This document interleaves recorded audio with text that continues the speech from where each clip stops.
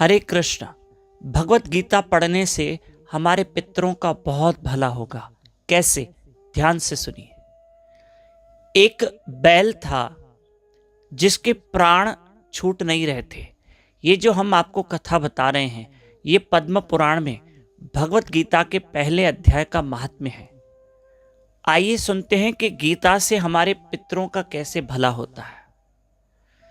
तो एक बैल था जिसके प्राण नहीं छूट रहे थे, बहुत तड़प रहा था। उससे हालांकि ये बैल पूर्व जन्म में एक मनुष्य था, पर उसके कर्म अच्छे नहीं थे जिसके कारण बैल बना। अब बैल बन के भी वो दुखी था, और एक दिन जब उस बैल के भी प्राण छूट रहे थे तो सबों को दया आई, जो इर्द गिर्द लोग जमा हो गए और सब उसको अपने पुण्य अर्पण कर रहे थे कि भगवान, हम अपने पुण्य इसको दे रहे हैं ताकि इसके प्राण सुखद छूटे। लेकिन तो भी बैल तड़प रहा था। एक वहां पर वैश्या यानी गणिका आई। उसने कहा, भगवान, अगर मैंने कोई जीवन में अच्छा कर्म किया है, उसका पुण्य इस बैल को दे रही हूं।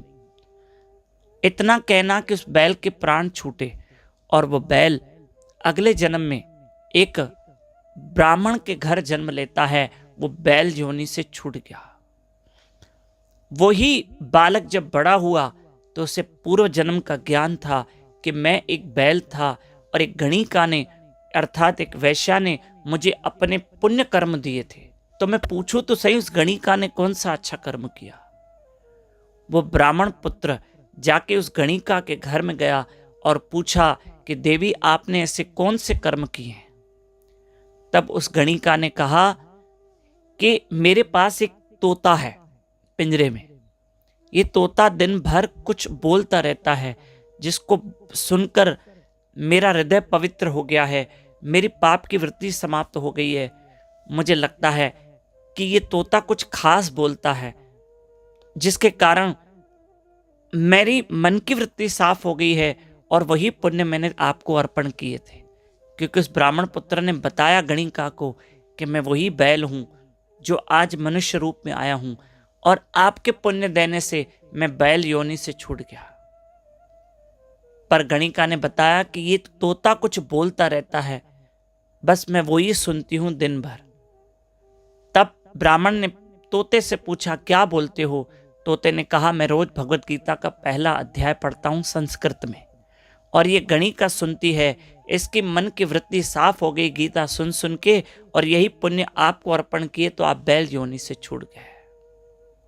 तो तोते से पूछा गया कि आपने भगवत गीता का पहला अध्याय कैसे रट लिया? तो तोते ने बताया कि पिछले जन्म में मैं एक विद्वान था, पर मुझे अपने ज्ञान पे बड़ा अहंकार था।